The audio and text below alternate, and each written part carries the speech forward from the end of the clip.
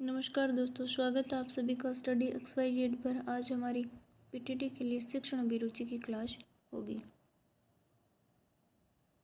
हमारे पास पहला प्रश्न है, एक कॉलेज की अध्यापिका वास्तव में विद्यार्थियों की सहायता करती है यदि वह एक कॉलेज की अध्यापिका वास्तव में विद्यार्थियों की सहायता करती है यदि वह कक्षा में नोट्स लिखवाती है, पाठ्यक्रम समय से पूर्व पूरा करती है, मूल्यांकन में निष्पक्ष है, या फिर विद्यार्थियों को प्रश्न पूछने के लिए प्रोत्साहित करती है। तो देखिए, अध्यापिका वास्तव में विद्यार्थियों की सहायता करती है यदि वह विद्यार्थियों को प्रश्न पूछने के लिए प्रोत्साहित करती है। तो अपना जो राइट आंसर होगा वो होगा option number D.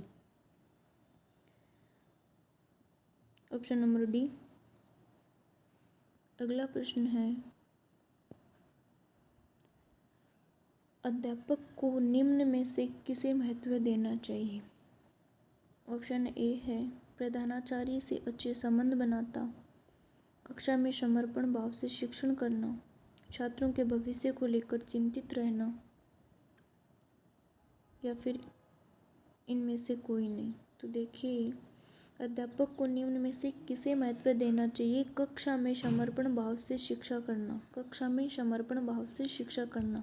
Option number B है वो राइट आंसर हो जाएगा, कक्षा में समर्पण भाव से शिक्षण करना। अगला प्रश्न हमारे पास है,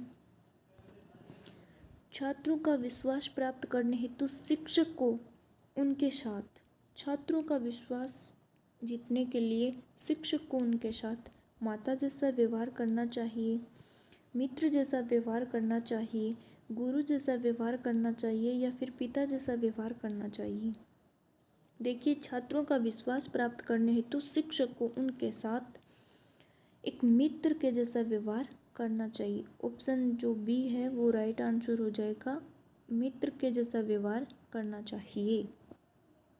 अगला प्रश्न हमारे पास है, यदि किसी कक्षा में अधिकांश छात्र प्राय ऊँघते हुए पाए जाते हैं, ऊँघते हुए मतलब बोर होते हुए, यदि किसी कक्षा में अधिकांश छात्र प्राय ऊँघते हुए पाए जाते हैं तो छात्रों में कोई कमी हो सकती है, कक्षा के भौतिक वातावरण में कोई कमी हो सकती है, शिक्षण में कोई कमी हो सकती है, या फिर ये सभी। तो देखिए, अगर अधिकांश छात्र बोर होते हुए पाए जाते हैं तो उन छात्रों में भी कोई कमी हो सकती है, उन कक्षा के भौतिक वातावरण में भी कोई कमी हो सकती है जिसके कारण ऐसा हो रहा हो, शिक्षण में भी कोई कमी हो सकती है जिसके कारण वो ऐसा कर रहे होंगे। तो इसका ऑप्शन जो राइट आंसर होगा वो होगा ऑप्शन नंबर डी, ये सभी कारण हो सकते हैं। Option number D right answer होगा। अगला प्रश्न हमारे पास है,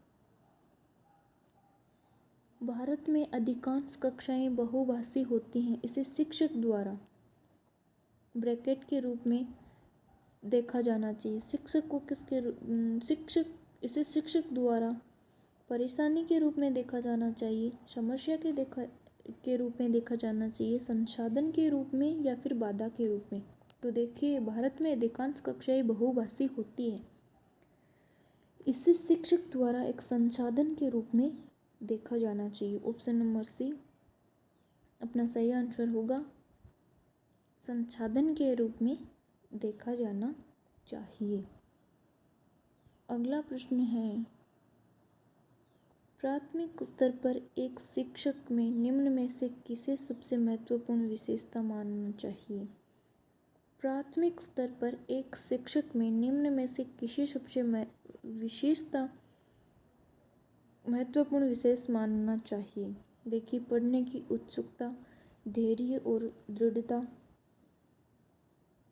शिक्षण पद्धतियों और विषयों के ज्ञान में दक्षता, अति मानक भाषा में पढ़ाने में दक्षता। देखिए, सबसे अधिक महत्वपूर्ण मानते हैं धैर्य और उनकी दृढ़ता को। ऑप्शन नंबर बी है वो होगा राइट आंसर। प्राथमिक स्तर पर एक शिक्षक में धैर्य और दृढ़ता को सबसे महत्वपूर्ण विशेषता माना जाता है। अगला प्रश्न हमारे पास है, मुझे सबसे अधिक परेशानी महसूस होती है।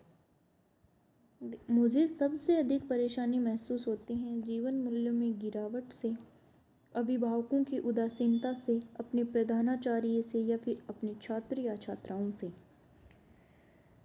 देखिए, मुझे सबसे अधिक परेशानी महसूस होती है जीवन मूल्यों में गिरावट से। इसका जो राइट आंसर है वो होगा ऑप्शन नंबर ए, जीवन मूल्यों में गिरावट से। अगला प्रश्न है, एक ही कक्षा में पढ़ने वाले बच्चों की उपलब्धि में भिन्नता पाए जाने का प्रमुख कारण सभी हैं सिवाय एक के। एक ही कक्षा में पढ़ने वाले बच्चों की उपलब्धि में भिन्नताएं पाए जाने का प्रमुख कारण सभी हैं सिवाय एक के। अध्यापकों के शिक्षण में कमी, परिवेश की भिन्नता का होना, बच्चों में श्रम तथा एकाग्रता का भिन्न होना, जन्मजात योग्यता का अलग अलग होना। तो इसका जो सही आंसर होगा वो होगा अध्यापकों के शिक्षण में कमी, ऑप्शन नंबर ए। अगला प्रश्न है, छात्रों में किसका विकास आपकी दृष्टि में सबसे महत्वपूर्ण है? छात्रों में किसका विकास आपकी दृष्टि में सबसे महत्वपूर्ण है? काम में लगन, धर्मानुराग, श्रम का महत्व, आत्मविश्वास। छात्रों में किसका विकास आपकी दृष्टि से सबसे महत्वपूर्ण है? ऑप्शन ए है काम में लगन, बी ऑप्शन है धर्मानुराग, सी ऑप्शन है श्रम का महत्व, डी ऑप्शन है आत्मविश्वास।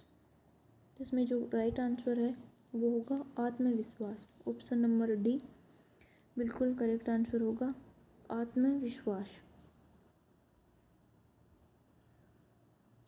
अगला प्रश्न है, शिक्षण में भिन्न भिन्न शिक्षण विधि का प्रयोग करने से क्या होता है?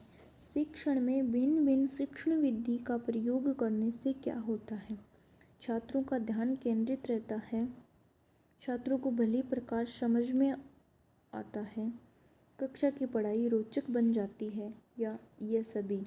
तो देखिए, अगर भिन्न भिन्न शिक्षण विधियों का प्रयोग करेंगे तो छात्र केंद्रित रहेंगे, उनको समझ में भी बढ़िया आएगा, पढ़ाई का तरीका भी रोचक बन जाएगा। तो इसका जो आंसर है वो होगा ऑप्शन नंबर डी। अगला, थैंक यू फ्रेंड्स, मिलते हैं अगली क्लास में। अगर आपने अभी तक हमारे चैनल को सब्सक्राइब नहीं किया है तो सब्सक्राइब कर लीजिएगा और बेल आइकन के बटन को भी प्रेस कर दीजिएगा ताकि आने वाली हर वीडियो का नोटिफिकेशन आपको मिलता रहे।